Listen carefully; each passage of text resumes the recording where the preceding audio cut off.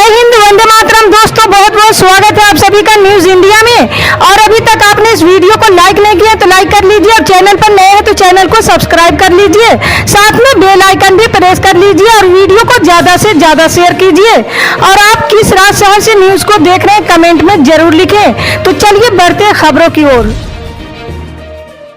जी हाँ, आपको बता दें कि केंद्र सरकार ने स्वतंत्रता की 75वीं वर्षगांठ से पहले हर घर तिरंगा अभियान चलाया। इसके तहत पीएम नरेंद्र मोदी ने मंगलवार को राष्ट्र ध्वज तिरंगे को ट्विटर प्रोफाइल की डीपी के तौर पर लगाई है। पीएम ने देश के नागरिकों से भी ऐसा करने की अपील की है। अब कांग्रेस नेता राहुल गांधी ने बुधवार को इसी तर्ज पर कांग्रेस का अभियान शुरू किया। इसमें उन्होंने पूर्व पीएम जवाहरलाल नेहरू की तिरंगा थामे हुए तस्वीर को ट्विटर डीपी के तौर पर लगाए हैं। इस तस्वीर में नेहरू संविधान सभा में तिरंगे को राष्ट्र ध्वज के तौर पर पेश करते दिख रहे हैं। प्रियंका गांधी वाड्रा ने भी अपने डीपी में ये तस्वीर लगाई। राहुल ने पीएम की ट्विटर डीपी बदलने के एक दिन बाद ऐसा किया है।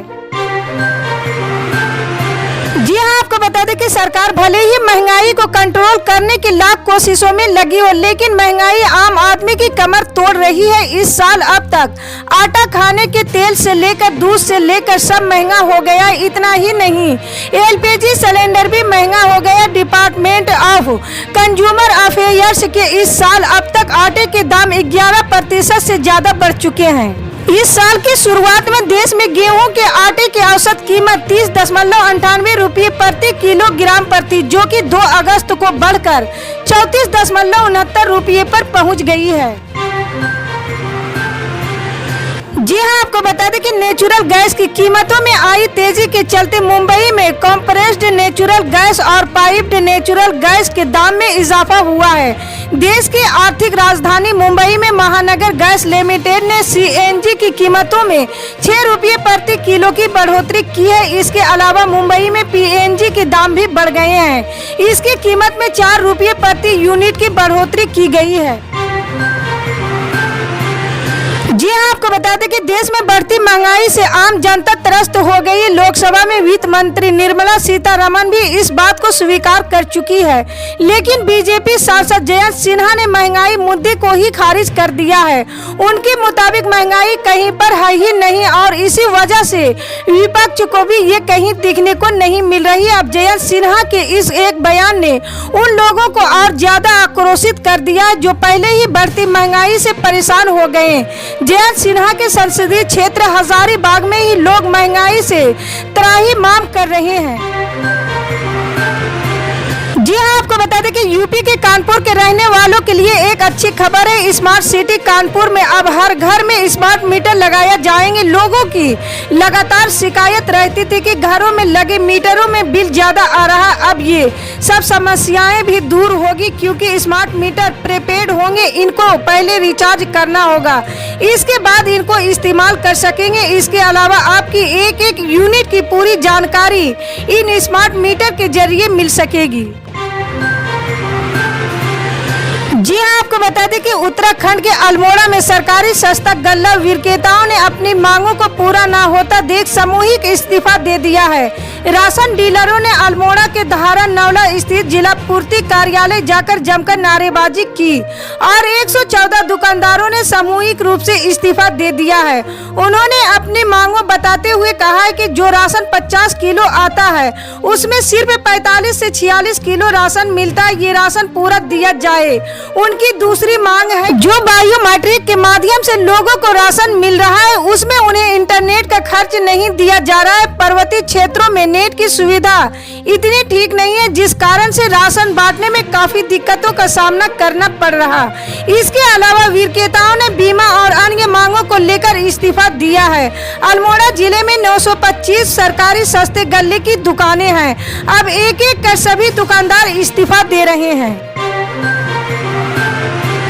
जी हाँ, आपको बता दें कि पश्चिम बंगाल में ममता बनर्जी की सरकार में 9 मंत्रियों को शपथ दिलाई गई है। इसमें बाबुल सुप्रियो भी शामिल है। बाबुल सुप्रियो केंद्र सरकार में मंत्री रहे। वो कुछ समय पहले ही भारतीय जनता पार्टी छोड़कर तृणमूल कांग्रेस में शामिल हुए थे। उनके अलावा स्नेहाशीष चक्रवर्ती, पार्थ भौमिक, उदयन गुहा, प्रदीप मजूमदार, ताजमुल हुसैन, सत्यजीत बर्मन ने शपथ भी मंत्री पद की शपथ ली है। जी हाँ, आपको बता दें कि आम आम आदमी पार्टी ने उपराष्ट्रपति के चुनाव में विपक्षी उम्मीदवार मार्गरेट अल्वा के समर्थन का ऐलान कर दिया है। पार्टी इस बार इस चुनाव में विपक्ष के उम्मीदवार का समर्थन करने वाली एनडीए की तरफ से जगदीप धनखड़ को उम्मीदवार बनाया गया है। राष्ट्रपति चुनाव की तरह उपराष्ट्रपति चुनाव में भी जमीन पर स्थित एनडीए उम्मीदवार जगदीप धनखड़ के पक्ष में दिखाई देती है, लेकिन फिर भी मार्गरेट अल्वा की तरफ से सभी दलों से बातचीत की जा रही है। जी हाँ, आपको बता दें कि परिवर्तन निर्देशालय ने नेशनल हेराल्ड अखबार से जुड़े एक कथित मनी लॉन्ड्रिंग मामले में बुधवार को दिल्ली में यंग इंडिया के कार्यालय को सील कर दिया है। साथ ही ईडी ने निर्देश दिया है कि एजेंसी की अनुमति के लिए बिना परिसर न खोला जाए। पीटीआई की रिपोर्ट के मुताबिक ईडी के 2 अगस्त को हुई छापेमारी में सबूतों को इकट्ठा नहीं किया जा सका था, इसलिए सबूतों को सुरक्षित रखने के लिए यंग इंडिया के दफ्तर को अस्थायी रूप से सील किया गया है। पीटीआई की रिपोर्ट के मुताबिक नेशनल हेराल्ड के कार्यालय से सभी हिस्से खुले रहेंगे। जी हाँ, आपको बता दें कि दिल्ली के मुख्यमंत्री अरविंद केजरीवाल ने बुधवार को मुफ्त योजना पर कहा कि जनता को मुफ्त सुविधाएं देने से आर्थिक संकट नहीं आएगा, बल्कि दोस्तों को लाखों करोड़ों रुपए का फ्री फायदा देने से आर्थिक संकट आएगा। केजरीवाल ने सवाल उठाया कि चुनाव से पहले घोषणाओं पर रोक, क्योंकि घोषणाओं से आर्थिक संकट कैसे आए, इनका निशाना कहीं और है। उन्होंने ये भी कहा कि घोषणाओं पर रोक नहीं होनी चाहिए। मुख्यमंत्री अरविंद केजरीवाल ने कहा कि सरकारी बजट के एक हिस्से से ज्यादा फ्री नहीं देने पर विचार हो सकता है। जी हाँ, आपको बता दें कि कर्नाटक के पूर्व सीएम और वरिष्ठ कांग्रेस नेता सिद्धारमैया का आज 75वां जन्मदिन मनाया जा रहा है। दावणगेरे में आयोजित जश्न में कांग्रेस नेता राहुल गांधी भी शरीक होंगे।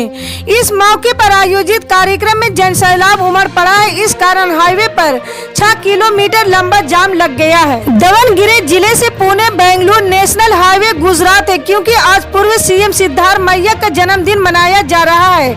इसलिए कांग्रेस कार्यकर्ता व उनके समर्थक वाहनों के साथ कार्यालय स्थल पर पहुंच रहे हैं।